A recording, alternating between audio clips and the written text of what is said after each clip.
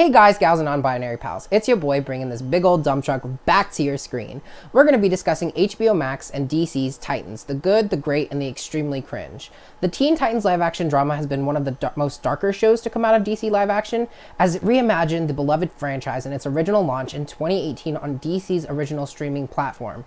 Throughout their past 2 seasons, the team has expanded with various characters being brought in from the comics and other iterations. The latest season also saw Dick Grayson, who is now my favorite white boy of the century, thank you Brandon Thwaites, finally take the last step to become Nightwing. The 3rd season was originally supposed to arrive this fall in 2020, but due to the global pandemic, plans obviously changed. Not only that, but the 3rd season is going to introduce Jason Todd, Barbara Gordon, and Scarecrow.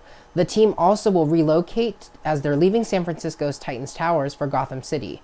However, the biggest change is the program shifting from the exclusive DC streaming platform to HBO Max. As a matter of fact, all of the DC series are heading to the new platform, including Titans and Doom Patrol. Now, this is great because we can get some more funding for certain CGI and effects, or maybe some more nudity and violence. Currently, Titans are expected to return for season 3 sometime in the later part of 2021.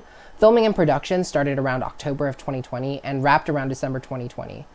The show has been a big focus for Warner Brothers, and for a very good reason. And I just want to say thank you to the executive producers for giving this DC fanboy more and more content for Titans, especially with a diverse cast and more shirtless scenes of sweet, sweet Dick Grayson. My God. For a show that used to be streamed, I mean, it wasn't perfect, but Titans stayed within the regular 42-minute run that most broadcast shows go with. However, its spin-off series, Doom Patrol, starring America's beloved 2000s daddy Brendan Fraser, Orange is the New Black, Diane Guerrero, and Matt Bomer and Jovian Wade, have a length of over 50 minutes in both of its seasons. And unfortunately, Titans never seemed to take advantage of that in their first 2 seasons, even when they only had 10 episodes per season. It's noticeable in the show's writing, as maybe the writers had to cram so much into every single episode when a longer airtime could have helped with pacing and plot development. The last season introduced an overwhelming amount of arcs and characters, from the dissolution of the Titans with Deathstroke, Project Cadmus, to Starfire's feud with Blackfire. Extending the airtime for season 3 would only benefit the show tremendously. These storylines come with iconic heroes and villains, and some are even iconic arcs that not only DC fans love, but also the general public are aware of in some shape or form thanks to previous iterations of Titans. And we see this with Teen Titans. We're not going to talk about Teen Titans Go, even though they are also iconic in their own right. But given that the live action series is wanting to use it as much as possible, a 40-minute format simply just won't help. And I really hope that HBO Max recognizes that. Now, while the Titans certainly have impressive special effects, it's noticeable that their budget isn't as big as it probably should be. A majority of the characters are mostly humans, and some of them have superpowers. So let's talk about them. Now, the first one I'm going to talk about is Starfire.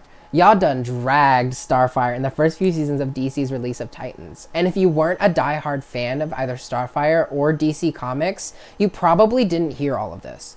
But I'm going to talk about the purple elephant in the room. First, many fans protested and were outraged at the casting choice for Starfire.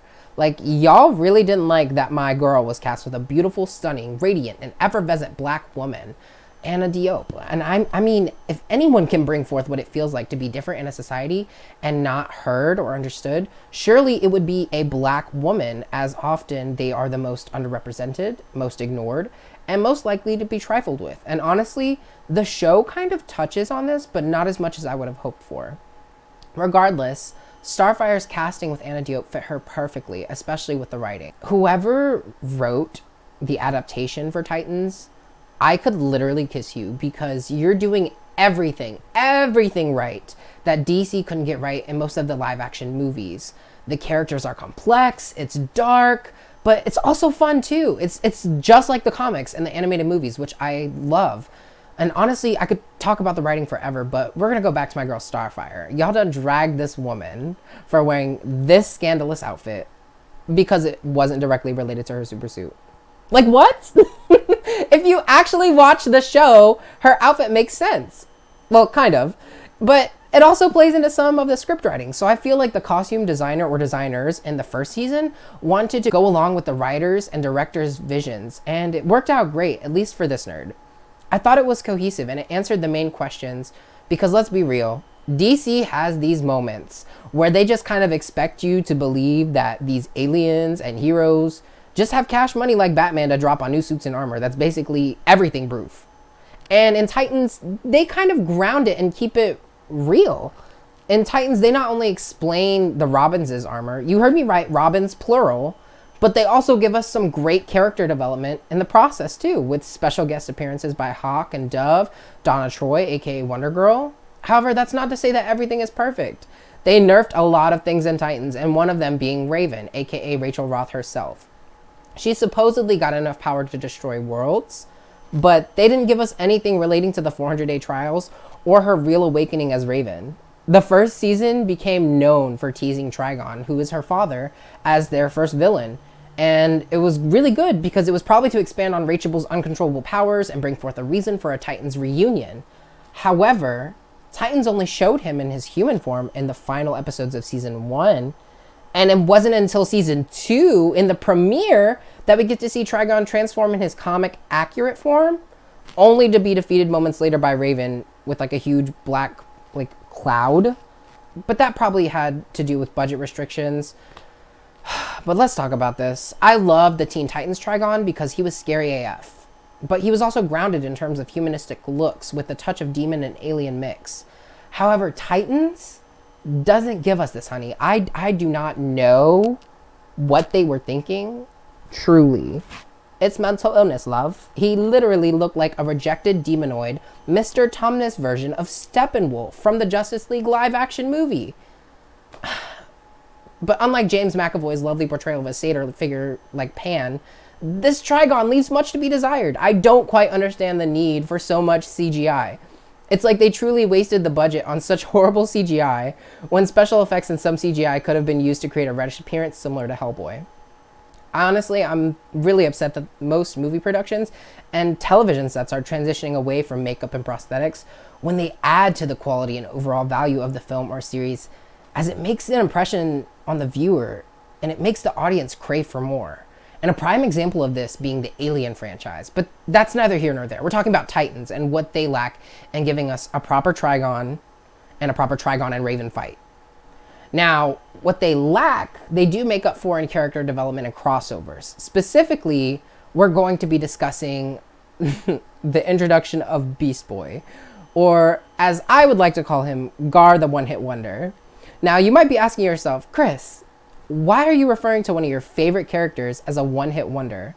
Well, my friends, that is because Titan CGI strikes again.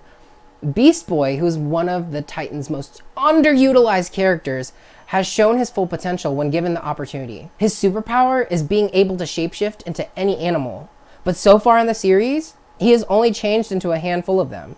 Even if it is plot related, it's almost a given that it's due to their budget being restricted, or else he'd have shapeshifted into more animals by now, like a vulture or a rhino. And this is where I understand the constraints of a budget, especially for such a diverse character, but literally all Beast Boy can transform into is a green tiger and a weird werewolf transformation where all of him turns green, and a green snake, but for a brief moment. I was cool with this adaptation because I was kind of hoping for a cool alternative Beast Boy, but instead all I got was extreme Kyle energy with one CGI animal for a whole season until he transforms into a snake. Which, kudos to the production and CGI teams, I guess, because it made sense, kind of, until halfway through season 2 when Gar is talking to Connor Kent, aka Superboy, about what his abilities are. And Gar mentions that he can only transform into, you guessed it, just a tiger, again. Like, boy, you just turned into a snake last season, almost 3 episodes ago. Just say you can shapeshift into animals and call it a day. Anyways, with the move to Hbomax, it's very possible that the production budget will be increased, given that the new platform wants to make all of the original series look visually as good as possible and aesthetically pleasing. It's hard to imagine Titans not getting an upgrade. To up the visuals for the 3rd season will only help the series transition from, DC Universe to HBO Max. And it would also help them for future seasons, as the writers will likely introduce even more DC characters that will require a bigger, or at least a good, portion of a visual effects budget. And I told y'all, this show isn't perfect, but I still love it and everything that it's evolving into. I honestly have high hopes for the show, especially with season 3 finally giving Starfire slash Coriander her superhero outfit that diehard fans have been waiting for, and it looks absolutely sickening. I mostly cannot wait to see Starfire and Blackfire's story develop more, as I'm getting the vibe that DC has basically turned Tamaran into a dystopian Black Panther planet. And I say this because most of the characters we've seen from Tamaran, like Starfire, Blackfire, and Fade, who was Starfire's forbidden fling from Tamaran, were all beautiful black people, and most of them are royalty except for Fade. And I think it's such a cool concept and an amazing way to diversify Starfire's original character. My only complaint is that they didn't really bring up why Starfire wanted to stay on Earth until halfway through season 2, where she was kind of attached to Rachel, Dick, and Gar, I guess? But let's be real, DC, no black woman would want to stay on this planet if they were royalty on another one, okay? I'm just saying, but you don't have to take my word for it. Anyways, overall, Titans Season 1 and 2 are totally bingeable. They have the right amount of campy gore and violence, and at times it's almost Tarantino-esque. Well, you know, besides the obvious foot fetish stuff. I'm not shaming, I'm just saying.